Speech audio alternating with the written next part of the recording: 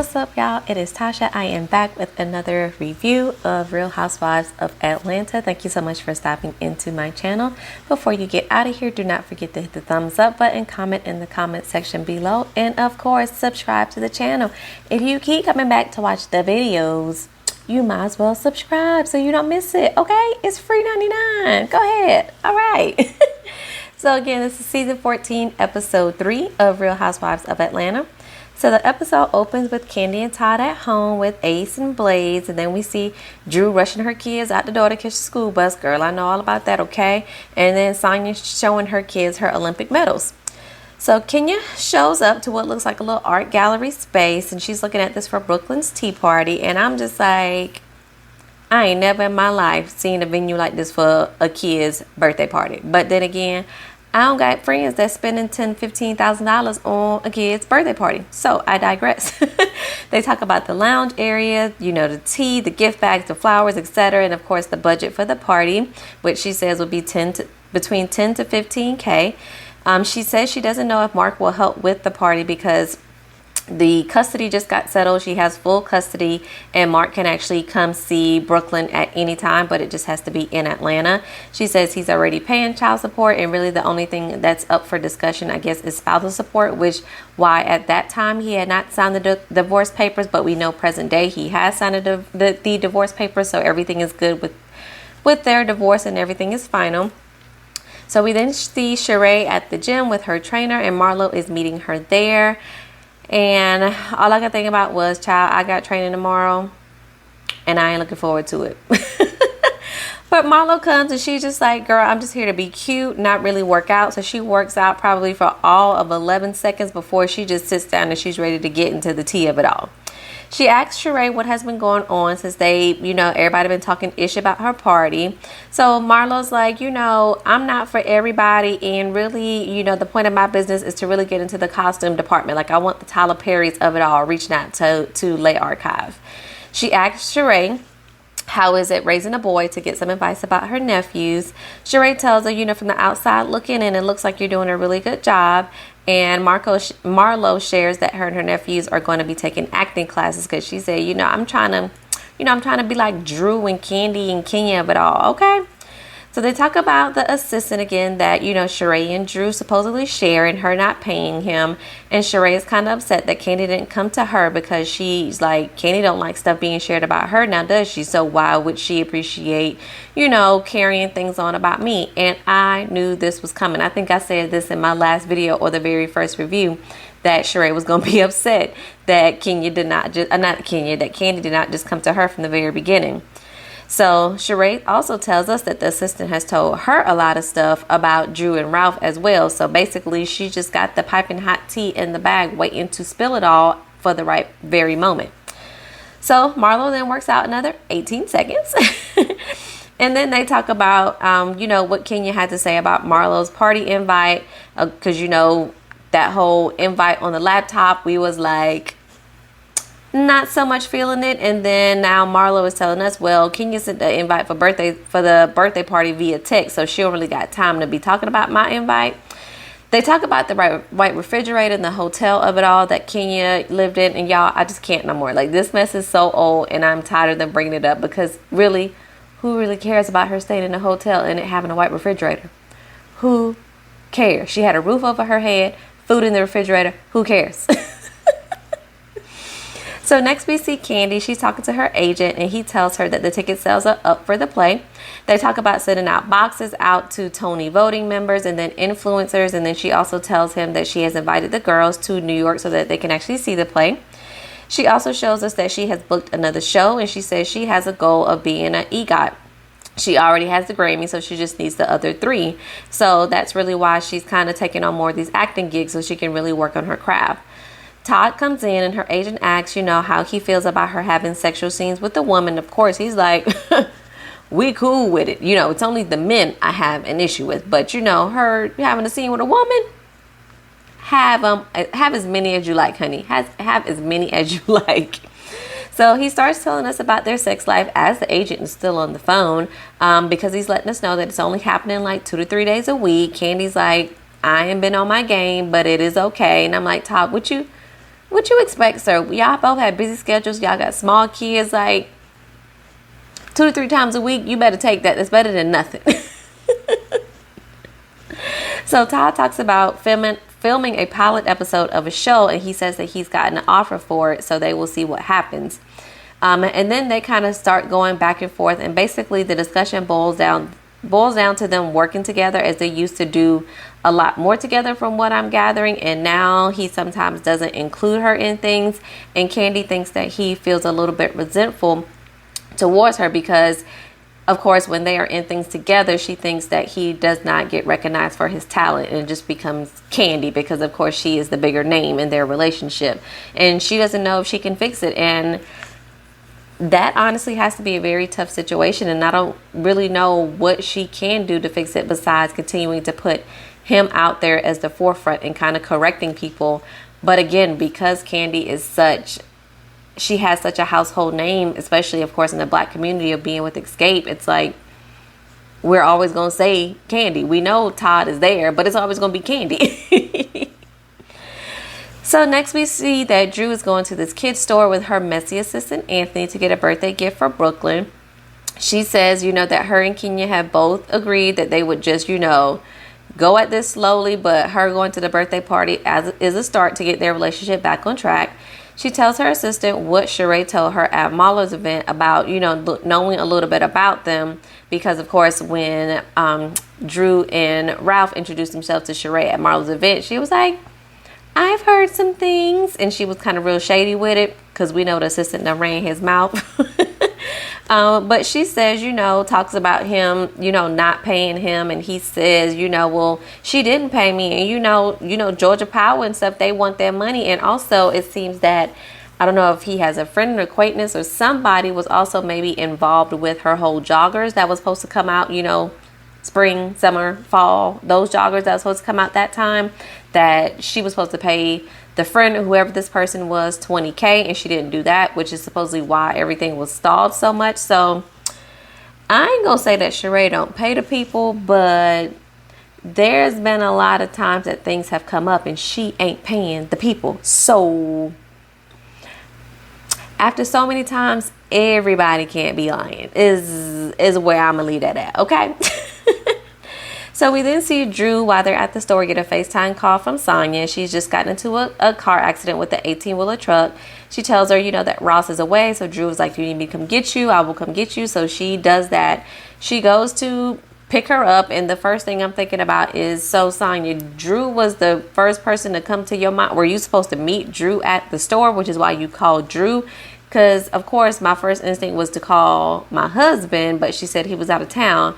But you also have your mom, dad, your sister, and your brother-in-law in Atlanta with you as well. Nobody else could come get you? Drew is your new savior? Okay. So anyway, she shows up. Sonya tells her that she called her husband first, and then she starts kind of telling her a little bit of the story. But of course, she is shaken up, which is understandable. But they have to go pick the baby up from daycare as the car is now being towed away. So it is now the day of Brooklyn's party, and Kenya is getting ready with adorable little Brooklyn. Like, she is so freaking cute. And we then see Sheree FaceTime with Tyrone and tells him that she is coming to New York soon for Kandi's play, and asks if he can come to New York. And he said, we'll see. So you know what that means. A no. And then Marlo is asking her nephews if they want to go to the tea party. And I'm like, girl, why are you asking these boys if they want to go to a tea party of what, a 3-year-old, 4-year-old, however old Brooklyn is turning? These boys are teenagers. No, they don't want to go to no damn tea party. So we then see Sonya and Ross have their adorable little son practice how he's going to give Brooklyn her gift. And we find out that because we know that Ross wasn't there for the accident because he was actually in Texas, because she said that they started a chauffeur business and he was out in Texas working because whenever the pandemic hit, they lost a bunch of drivers. So basically they are in the process of trying to rebuild up their business again. And no disrespect, Sonya, but every time they put Ross on the screen with, that chocolate skin and them white teeth, I'm like, Ross is fine. Ross is fine. I see what you did there, Sonya, because he is fine, okay? So we then see the event planner setting up the place for the party, and it is completely adorable. But then they show Kenya walking in, and Kenya's hair is a hot mess. Like, it looks like a bird nest sitting on top of her head. I'm just confused because she's usually so put together that I'm like, this hair is a total mess this time, honey. What is happening? But anyway, they show us that they have a little specialty drink for Brooklyn and everything. And I'm like, is she turning 3 or is she turning 23? I'm not understanding. But again, I don't have friends that are spending this type of money on a party, so maybe this is normal. So the party has started, and most of the guests are super late, like more than an hour late, Kenya tells us. Sheree shows up first in her tea party dress and veil. And then Kenya has to remind her, you know, let's not mention the whole assistant thing of it all, because Drew is going to be here. And Sheree says, all right, I'll keep it cute, but if Drew starts, I'll finish it. So we already know where this is going to go, okay? So guests start to arrive, and we see Monyetta, who is Neo's ex. She shows up, and she's dressed like she did not know this was a tea party. But she acknowledges it, and it's our first time seeing her, so we just gonna let it slide. So Drew then shows up in a dress similar to Kenya's dress that she wore for Brooklyn's Barbie party. And of course, Kenya, who thinks everybody's always paying attention to everything she does, is like, is Drew stalking me? Girl, no. Pipe down. It is a dress with tulle and a belt. Okay? Anybody can make that from some fabric from their local Joann's. All right? So Drew then tells Sonya that she hasn't told her what's been happening between her and Ralph. She tells us that Ralph is in LA, and we see a clip of her and Ralph talking days before, where, you know, they're kind of talking about the dinner that they had that was a complete fail. And then she finds a receipt that she's questioning Ralph about that has 2 Long Island iced teas on the receipt. And he's like, what are you talking about? I was out with my boy. What are you talking about? Yeah, right, Ralph. Yeah, right. So it is now time for Brooklyn to arrive in her cute little outfit, but not before Kandi, Blaze, and Ace running there, you know, at the last minute real late. So the party starts, and there's a game to write down tea on a card without putting your name on the card. And I'm like, Kenya, girl, this is a bit too messy to be playing at a kid's birthday party, but you are the queen of mess, so I digress. We then see Marlo. She's having a good old time at the kids' table. Like, she is sitting down there with Brooklyn and her friends, teaching them how to drink the tea. Like, she is having the time of her life around these little girls. We see Sonya is fighting with her son because, honey, he is not feeling the party. She threatening to call his daddy and everything. This boy said he is ready to go home, okay? And then Drew is really helping out with her little baby at the table as well. So then all the ladies shift, and they sit at a table away from the children, and Kenya starts a game of Brooklyn trivia where she asks, you know, what Brooklyn's middle name is, what her first word was, and what month did Brooklyn start to walk. And I was like, well, these are fairly personal questions that you're asking people at a birthday party. You know, in my opinion, some of these questions are answers that only, you know, parents or really close relatives may know, but it ends up being a tie. I'm not sure exactly who the tie was between, but that's what she said. So then they played the Shady tea game, which of course is the tea written on the cards. And Kenya's like, oh, it'll be fun tea. Since when is any kind of tea fun? Especially with this group of ladies. It ain't gonna be fun, okay? So Monyetta tells us, you know, she had her boobs done. I can't remember what card or what she pulled out. I just remember her, you know, blurting out her information. And then we get the Kandi's card that says she sucked peen in a locker room. And everybody turns into Portia and says, who said that? Who wrote that? Who said that? We all want to know who said it. And of course, Kandi is starting to get a little bit heated. And she's like, nah, this ain't even funny. Like, who said that? Because I have never in my life done this, and nobody owns up to the card. Sheree says, I ain't write it, but I wouldn't be shocked if it happened. And then Kenya kind of just brushes it off and says, oh, well, you were late, Kandi, so we got to move on. And I'm like, Kenya, did you do it? Did you do it to stir up some more drama at this birthday party? Because the rest of your friends that's here that don't know the ladies, they really have no reason to write anything like that. So, because you tried to brush past it and move on, did you write it? Questions that need answers, honey. So they have another card that say they couldn't order on Lay Archive because, you know, the website was blank or whatever. And Marlo explains how it works. And then we have to talk about Kenya driving Lisa's Ray car once again. I'm over it, y'all. We not going to keep doing this. So they start going back and forth, blah, blah, blah, fussing with one another. And then the next card that we see, all that is read, is that someone doesn't pay their assistant. And it is Drew reading the card. So now we know it is Sheree and Drew's turn to get messy. So Drew tells her that Anthony said that, you know, Sheree, that he didn't pay her. And Sheree was like, but that's not really my assistant. Like, she tries to jump in and get on top of it. But I'm like, Sheree, you can't lie, because before you did say that was your assistant and you kind of just used him on like a PRN basis. So girl, was he your assistant or wasn't he your assistant? Because at one point you be telling us he is, as he's giving you tea about Ralph and Drew. And then on the other point, when he's saying you ain't paying him, you like, well, he ain't really worked for you, so why am I paying him? I just want you to get it together. Whatever the lie or the truth is, just get it together and be consistent, girl. So they start going back and forth. They start cursing at this children's birthday party. And then Sheree has a friend that's sitting next to Kandi, and she starts chiming in saying that the assistant also said that Ralph was gay. And I'm like, this party is getting ghettoer by the second at this point. So Drew tells her, you just need to go ahead and stop talking. Stop talking. You're not going to be disrespecting my husband. Sheree's friend just keeps on going on and on. And then we have a Karen that gets up and she starts to go off. And she's like, she has had enough. This is a kid's birthday party. This is not acceptable. And Kenya has to go smooth things over with her. And Marlo is like, don't be inviting these bougie white people to your party. And I'm just like, but you sitting next to a white friend, Marlo. When she said that, I could not help but laugh, because I'm like, the lady is sitting right next to you. But Marlo's like, oh, girl, but not you, though. And the friend starts laughing. Everything is all good, child. So Sheree then calls Drew ditzy, a ditzy B. And then Drew is like, so now I'm a B?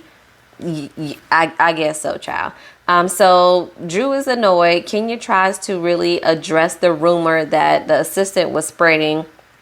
And Drew is like, oh, he's on probation. And the ladies kind of look like, probation? Did you just hear what she said about you? And I'm feeling both sides, because of course if Drew is just hearing it, what is she going to do about the assistant in this very moment that she's hearing it? But they actually had to repeat what Sheree's friend said, because she said she did not hear that. But I'm like, how didn't you hear it, Drew? Because that's really what got you upset, that she started talking about your husband. The lies is just confusing, y'all. And at this point, Drew, as much as Ralph has embarrassed you on this television show, you should have just let it ride. Just let it ride. So Drew says she's never heard that a day in her life, and she kind of just brushes it off. And again, Drew, you can't pick and choose when you want to believe what the assistant is saying, because obviously this is showing he is definitely around town being super messy. So you can't say that in one breath, oh, you believe him about saying Sheree ain't paying him. But then on the other hand, when something is being shared about that he said about you and your family, because you've never heard of it, you just gonna brush it off and not believe it. You can't have it both ways, honey. You can't have it both ways. You got to make it make sense. So Kenya asks, that they table it for now. And I'm just like, you knew this would get super messy. So now don't try to table things and get things all cleaned up. They sing happy birthday to baby Brooklyn. Kenya says the party was a success because Brooklyn had a great time. The ladies are all basically at the door and ready to kind of wrap things up and leave. Marlo tries to calm everyone down by kind of just saying whatever happened and letting everybody just move on. But of course, it then backfires, because Sheree then says she's mad at Kandi, because she's like, Kandi, you know me. You should have came at me with this. I don't know her. And Drew starts getting upset that she called her. And she's like, I'm right here. My name is Drew. And then